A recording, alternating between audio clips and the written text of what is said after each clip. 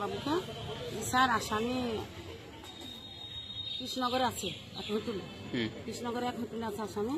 তা বলছে আমরা কাজ করছি কি না করছি সেটা যেন মিডিয়াকে বলবেন না, আপনার জোড়হাত, মিডিয়াকে যেন বলবেন না, যা বলবেন তাই করবো। তাই বললে তখন বলছে আপনি আসেন, নাহলে আপনার স্বামীকে দেন, দিয়ে আমি আসামি তুলতে যাই। কিন্তু আসামি আছে কোথায় সে খোঁজটা আমি দিই থানার পুলিশকে। আমি বললাম যে আসামি কৃষ্ণনগরে আছে হোটেলে।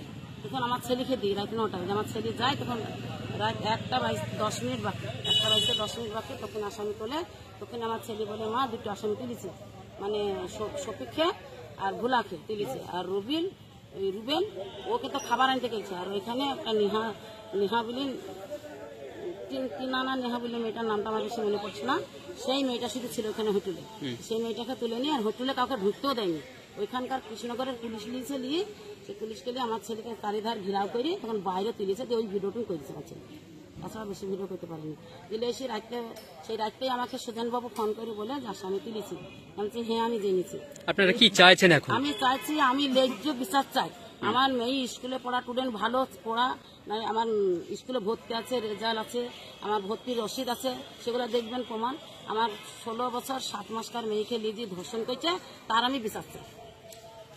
পুলিশ আমার কেস লাইনে প্রথমে আমার ঘুরি দিয়েছে, আবার কেস দিয়েছি লাইনে ঘুরি দিয়েছে, আবার দিয়েছি লাইনে। আমার আইডি চুরি করেছে, তার কেসও লাইনে, টেপি লাইনে।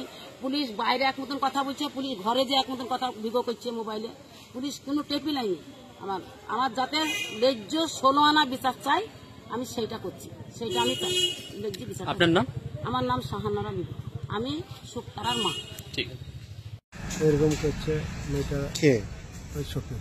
কি হয়েছিল, মানে ঘটনাটা কি? ঘটনাটা বড় মেয়েকে প্রলোভন দিয়েছে বিয়ে করবো বলে আমরা জোরে বলেন।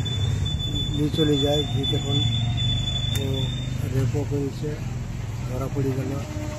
তারপর তখন আমরা বললাম যে এরকম করা ঠিক হবে না, একটু জোরে বলেন। একটু জোরে দাঁড়ান।